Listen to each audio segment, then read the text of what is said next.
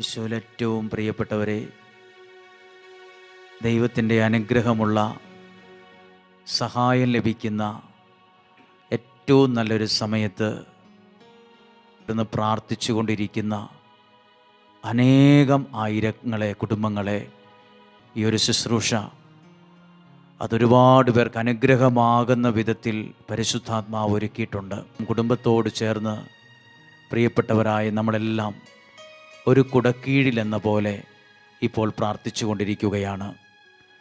ഇപ്പോൾ പ്രാർത്ഥനാ സഹായം അപേക്ഷിച്ചു കൊണ്ടിരിക്കുന്ന ഓരോരുത്തരെയും ഓർക്കുന്നുണ്ട്. ഇപ്പോൾ തന്നെ നിങ്ങൾക്ക് വേണ്ടി മാധ്യസ്ഥം വഹിച്ച് പ്രാർത്ഥിക്കുന്ന ആളുകൾ ഒരുമിച്ച് പ്രാർത്ഥിക്കുന്നുണ്ട്. നിങ്ങൾ പ്രാർത്ഥനാ നിയോഗം അയക്കുമ്പോൾ തന്നെ അതിന് റിപ്ലൈ നൽകുന്നതായിരിക്കും. അങ്ങനെ നിങ്ങൾക്ക് വേണ്ടി പ്രാർത്ഥിക്കുന്ന ഒത്തിരി പേര് ഒരുമിച്ച് കൂടിയിരിക്കുന്ന ഒരു സമയമാണ്. ഇപ്പോൾ ഈ ആരാധനയിൽ പങ്കെടുത്ത് പ്രാർത്ഥിക്കുന്ന നിങ്ങളും നിങ്ങളുടെ സുഹൃത്തുക്കളോടും ബന്ധുക്കളോടും പരിചയത്തിലുള്ളവരോടും വിവിധ രാജ്യങ്ങളിലുള്ളവരാണ് ഒരു മെസ്സേജ് അയച്ച് ഈ ആരാധനയിൽ പങ്കെടുക്കാൻ പറയുക.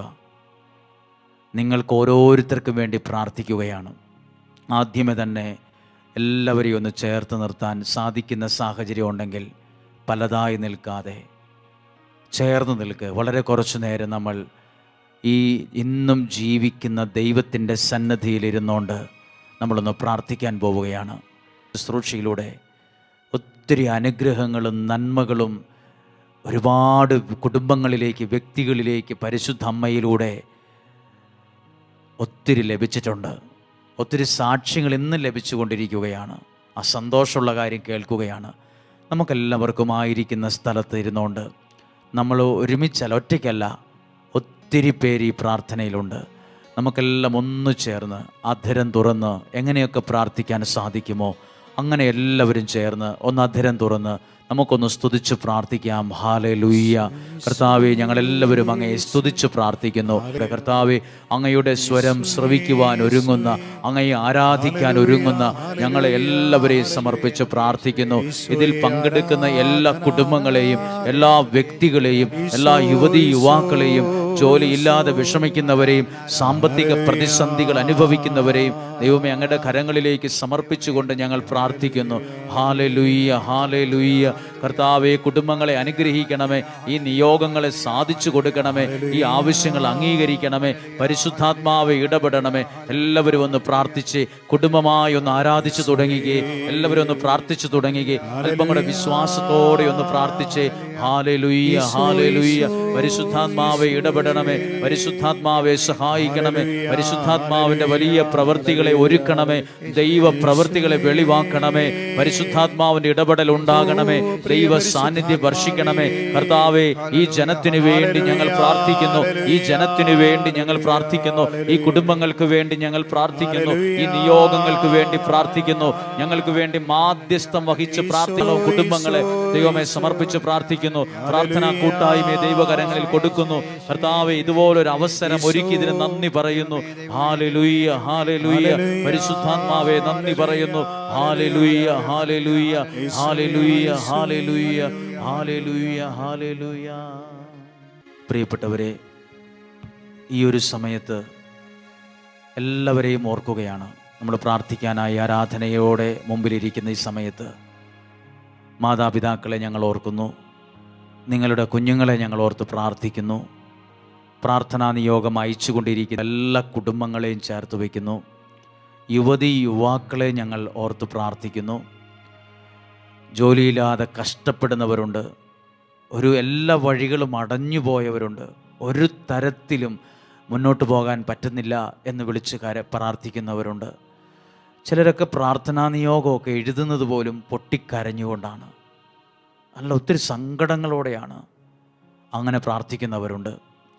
രോഗികളായി വീടുകളിലോ ഹോസ്പിറ്റലിൽ ഇരിക്കുന്നവരുണ്ട്, വീൽ ചെയറിലിരിക്കുന്നവരുണ്ട്, ഏതോ ഒരു അപകടത്തിൽ പരിക്കുപറ്റി നാളുകളായി പരസഹായമില്ലാതെ ഒന്നും ചെയ്യാൻ പറ്റാതെ വിഷമിക്കുന്നവരുണ്ട്. നിങ്ങൾക്ക് എല്ലാവർക്കും വേണ്ടി പ്രാർത്ഥിക്കുന്നുണ്ട് കേട്ടോ. ഈ ഒരു കൂട്ടായ്മയിൽ ഏറ്റവും കുഞ്ഞു പ്രായമുള്ള ഒരാൾ തുടങ്ങി ഏറ്റവും പ്രായമുള്ള ഒരാൾ വരെ ആരൊക്കെയുണ്ടോ അവരെല്ലാം ചേർത്ത് വയ്ക്കുന്നു. സഭാവ്യത്യാസമന്യേ എല്ലാവരെയും ഓർക്കുന്നു. ജാതിമത ഭേദമന്യേ എല്ലാവർക്കും വേണ്ടി പ്രാർത്ഥിക്കുന്നു. നമ്മൾ ക്രിസ്തുവിൻ്റെ സാന്നിധ്യത്തിലാണുള്ളത്. നിങ്ങളെ കാണുന്നൊരു ദൈവം, നിങ്ങളെ മനസ്സിലാക്കുന്നൊരു ദൈവം, നിങ്ങളുടെ പ്രാർത്ഥനയ്ക്ക് മറുപടി തരുന്ന ദൈവം. നിങ്ങളും ഇപ്പോൾ തന്നെ പ്രാർത്ഥനകൾ അയച്ചുകൊണ്ടിരിക്കുക. അയക്കുമ്പോൾ ഈ പരിശുദ്ധ കുർബാനയിൽ നിങ്ങളുടെ ജീവിതത്തെ കൊടുത്ത് നിങ്ങളുടെ കുടുംബത്തെ ഒക്കെ സമർപ്പിച്ച് പ്രാർത്ഥിക്കുകയാണ്. ഈ ആരാധനയിൽ പങ്കെടുക്കുമ്പോൾ വലിയ മാനസാന്തരങ്ങൾ സംഭവിക്കട്ടെ, മാനസാന്തരങ്ങൾ സംഭവിക്കട്ടെ. പാപ വഴിയിൽ നിന്ന് മനുഷ്യൻ ദൈവ വഴിയിലേക്ക് കയറട്ടെ, പാപ വഴിയിൽ നിന്ന് മനുഷ്യർ ദൈവ വഴിയിലേക്ക് വരട്ടെ.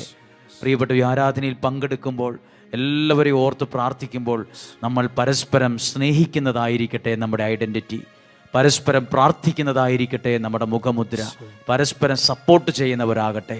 ആ മറ്റുള്ളവരെക്കുറിച്ച് ഒത്തിരി അസൂയയും വിഷമവും വിദ്വേഷവും മനസ്സിൽ വച്ചു പുലർത്താതെ നമുക്ക് പരസ്പരം സ്നേഹിക്കുന്നവരാകാം, പരസ്പരം പ്രാർത്ഥിക്കുന്നവരാകാം, പരസ്പരം നന്മ പറയുന്നവരാകാം, മറ്റുള്ളവരെ പ്രോത്സാഹിപ്പിക്കുന്നവരാകാം, മറ്റുള്ളവരെ എൻകറേജ് ചെയ്യുന്നവരാകാം. അങ്ങനെയൊക്കെയാണ് ഈ പ്രാർത്ഥനയുടെ ഒരു ലക്ഷ്യം. ഈ പ്രാർത്ഥനയിലൂടെ എന്തൊക്കെയോ പ്രാർത്ഥിച്ചു എന്ന് മാത്രമല്ല, നമ്മളൊരു കൂട്ടമായി, ഒരു കൂട്ടായ്മയായി ഒരുമിച്ച് പ്രാർത്ഥിക്കുകയാണ്. ദൈവികാരുണ്യത്തിലേക്ക് എല്ലാ നിയോഗങ്ങളെ സമർപ്പിച്ച് നമ്മളൊന്ന് പാടി പ്രാർത്ഥിക്കാൻ പോവുകയാണ്. നമ്മുടെ ജീവിതത്തെ സമർപ്പിച്ചൊന്ന് പാടാൻ പോവുകയാണ്, ജീവിതത്തെ സമർപ്പിച്ച് പ്രാർത്ഥിക്കാൻ പോവുകയാണ്. ദൈവത്തിൻ്റെ വലിയൊരു സ്നേഹം അനുഭവിക്കാൻ പോവുകയാണ്. നിങ്ങളുടെ ജീവിതത്തിൽ ദൈവം പുതിയ വഴികളെ തുറന്നു തരുന്ന സമയമാണ്. ദൈവത്തിന് ഇടപെടൽ അനുഭവിക്കുന്ന സമയമാണ്. മാറ്റങ്ങൾ അനുഭവിക്കാൻ കഴിയുന്ന സമയമാണ്.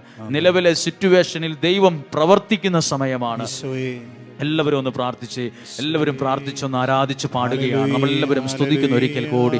ഹല്ലേലൂയ. കർത്താവേ, എല്ലാ നിയോഗങ്ങൾക്കും വേണ്ടി പ്രാർത്ഥിക്കുന്നു, എല്ലാ ആവശ്യങ്ങൾക്കും വേണ്ടി പ്രാർത്ഥിക്കുന്നു, ഓരോ കുടുംബങ്ങളെയും ചേർത്ത് വെച്ച് പ്രാർത്ഥിക്കുന്നു. കർത്താവേ, ഞങ്ങളുടെ വിശ്വാസത്തെ വർദ്ധിപ്പിക്കണമേ എന്ന് പ്രാർത്ഥിക്കുന്നു. ഞങ്ങളുടെ കുടുംബങ്ങളെ ഏറ്റെടുക്കണമെന്ന് പ്രാർത്ഥിക്കുന്നു. ഞങ്ങളുടെ കുടുംബങ്ങളിൽ സ്നേഹവും ബന്ധവും വർഷിക്കണമെന്ന് പ്രാർത്ഥിക്കുന്നു. ചിതറിപ്പോയ കുടുംബങ്ങളെ ഒരുമിച്ച് കൂട്ടണമെന്ന് പ്രാർത്ഥിക്കുന്നു. വിവാഹപ്രായമായിട്ട് വിവാഹം നടന്നിട്ടില്ലാത്തവരുടെ വിവാഹം അനുഗ്രഹമാകുന്ന രീതി നടത്തണമേ, നടക്കുവാൻ ഇടവരുത്തണമേ എന്ന് പ്രാർത്ഥിക്കുന്നു.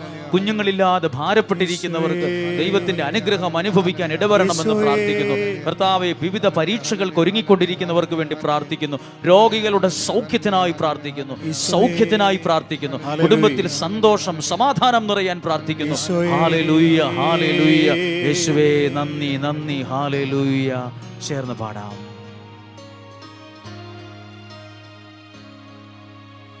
ഞാൻ നിന്നെ കൈവിടുമോ? ഒരു നാളും മറക്കുമോ? എന്റെ പ്രാർത്ഥനകളെ ദൈവം കൈവിടില്ല, എന്നെയും കൈവിടില്ല. ഞാൻ നിന്നെ കൈവിടുമോ? ഒന്നെല്ലാവരും പറഞ്ഞേ, ഒരു നാളും പറഞ്ഞേ, മറക്കുമോ? അമ്മ മറന്നാലും മറക്കാത്തവൻ, എത്ര നാൾ കൂടെ അന്ത്യത്തോളം കൂടെയുള്ളവൻ. അർത്ഥമറിഞ്ഞത് ഏറ്റെടുത്തെന്ന് പാടിയേ. അമ്മ മറന്നാലും മറക്കാത്തവൻ, അന്ത്യത്തോളം കൂടെയുള്ളവൻ. ദിവികാരുണ്യത്തിൽ നീട്ടിപ്പിടിച്ച ഞാൻ നിന്നെ കൈവിടുമോ? ഒരു നാളും മറക്കുമോ? പ്രിയപ്പെട്ടവരെ, ഒരു പാട്ടായിട്ടല്ലാതെ എൻ്റെ യേശു എന്നോട് വ്യക്തിപരമായി എന്നെ നോക്കി പറയുന്ന ഒരു കാര്യമായിട്ട് അതൊന്ന് കേൾക്കാമോ? നിങ്ങളോട് ചിലർ പറയും, അല്ലെ നിങ്ങൾ ചിലപ്പോൾ വിഷമിച്ചിരിക്കുകയായിരിക്കും, ഞാൻ ഒറ്റപ്പെട്ടല്ലോ, അല്ല എൻ്റെ കാര്യം ഇനി എന്തായി തീരും, എനിക്കാരുമില്ലല്ലോ. അങ്ങനെ വിഷമിച്ചിരിക്കുന്ന സങ്കടമുള്ള ഒരവസ്ഥയിലാണോ നിങ്ങൾ? ആകെ സങ്കടപ്പെട്ട് ഡെസ്പായി ഡൗണായി നിരാശയോടെ ഇരിക്കുകയാണോ? നിങ്ങളോട് ദൈവത്തിന്, യേശുവിന് പറയാനുള്ളതാണ് ഇപ്പോൾ ഈ പാട്ടിലൂടെ കേൾക്കുന്നത്. കുഞ്ഞ് നിന്നോട് പറയുകയാണ്, ഞാൻ നിന്നെ കൈവിടത്തില്ല, ഞാൻ നിന്നെ കൈവിടുകയില്ല. ഒരു നാളും നിനക്കൊത്തിരി പേരെ അറിയാം, പലരും കുറച്ചുനാൾ കൂടെ നിർത്തിയിട്ട് പിന്നെ കൈവിട്ട് കളഞ്ഞു.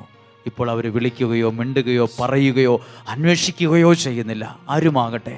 പക്ഷെ ദൈവം നിന്നോട് പറയുന്നു, ഞാൻ നിന്നെ അന്ത്യം വരെ ഒരു നാളും കൈവിടത്തില്ല. നിന്നെ മാത്രമല്ല, നീ സമർപ്പിക്കുന്ന പ്രാർത്ഥനയെ ദൈവം സാധിപ്പിച്ചു തരും. അങ്ങനെയാണെങ്കിൽ ഈശോ എന്നോട് പറയുകയാണ്, എൻ്റെ ദൈവം എന്നോടാ പറയുന്നത്. അതുപോലൊന്ന് കേട്ടേ. ഞാൻ നിന്നെ കൈവിടുമോ? കാക്കയാലാഹാരം നൽകിയവൻ, കാടപ്പക്ഷികളാൽ പോറ്റിയവൻ. അറിയാമെങ്കിൽ ഒന്ന് ചേർന്ന് പാടാമോ? കാക്കയാലാഹാരം നൽകിയവൻ, കാടപ്പക്ഷികളാൽ പോറ്റിയവൻ. കാണുന്നവൻ എല്ലാം അറിയുന്നവൻ, കൺമണി പോലെന്നെ കാക്കുന്നവൻ. അർത്ഥമറിഞ്ഞ് ഓരോ വാക്കുകൾ ശ്രദ്ധിച്ച്. കാണുന്നവൻ എല്ലാം അറിയുന്നവൻ, കൺമണി പോലെന്നെ കാക്കുന്നവൻ.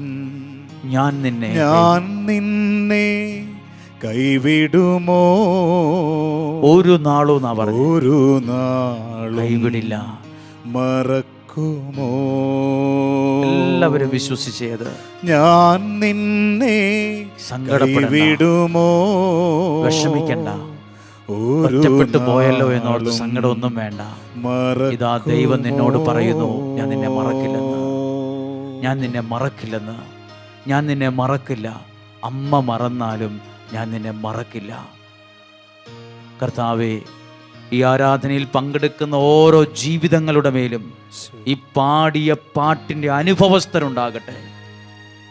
ഈ പ്രാർത്ഥിച്ച പ്രാർത്ഥനയുടെ, ആരാധിച്ച ആരാധനയുടെ, പാടിയ പാട്ടിൻ്റെ അനുഭവസ്ഥർ, സാക്ഷികൾ ഉണ്ടാകട്ടെ. അതിനായി ഞങ്ങൾ പ്രാർത്ഥിച്ചുകൊണ്ട് പാടുന്നു. മരുഭൂമിയിൽ മന്ന ഒരുക്കിയവൻ, കാടപ്പക്ഷികൾ മാറയെ മധുരമായി തീർത്തവൻ. ദൈവത്തിന്റെ കരുതൽ. മരുഭൂമിയിൽ മന്ന ഒരുക്കിയവൻ, മാറയെ മധുരമായി തീർത്തവൻ. മാറാത്തവൻ, ചിറകിൽ മറയ്ക്കുന്നവൻ, മഹത്വത്തിലേക്കെന്നെ നടത്തുന്നവൻ. പാടാമോ? മാറാത്തവൻ, ചിറകിൽ മറയ്ക്കുന്നവൻ, മഹത്വത്തിലേക്കെന്നെ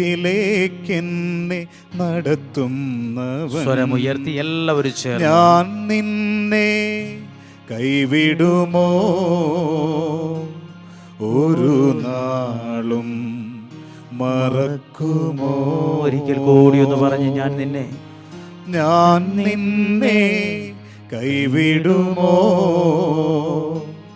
ഒരു നാളും മറക്കുമോ? അമ്മ മറന്നാലും മറക്കാത്തവൻ, എത്ര നാൾ? അന്ത്യത്തോളം കൂടെയുള്ളവൻ. പറഞ്ഞേ. അമ്മ മറന്നാലും മറക്കാത്തവൻ, അന്ത്യത്തോളം കൂടെയുള്ളവൻ. ഞാൻ നിന്നെ കൈവിടുമോ? ഒരു നാളും മറക്കുമോ? പ്രിയപ്പെട്ടവരെ, ജീവിതത്തെ സമർപ്പിച്ചുകൊണ്ട് എല്ലാ നിയോഗങ്ങളും ഈ പരിശുദ്ധ കുർബാനയിൽ ഏൽപ്പിച്ചുകൊണ്ട് ഞങ്ങൾ പ്രാർത്ഥിക്കുന്നു. പ്രിയപ്പെട്ടവരെ, ദൈവമൊരുക്കിയ ഒരു സമയവും ദൈവത്തിൻ്റെ പദ്ധതിയിലുള്ള ഒരു കാര്യവുമാണ് ഇപ്പോൾ നടക്കുന്നത്. പ്രാർത്ഥിക്കുകയാണ്. കാരണം വചനമാണ് ജീവിതത്തിന് വഴിത്തിരിവായി മാറുന്നത്.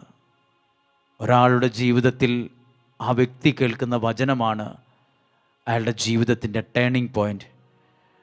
ജീവിതമൊക്കെ മാറുന്നത്. കാരണം ബൈബിൾ പറയുന്നു, ഈ വചനത്തിനൊരു വള്ളിയോ പുള്ളിയോ മാറില്ല.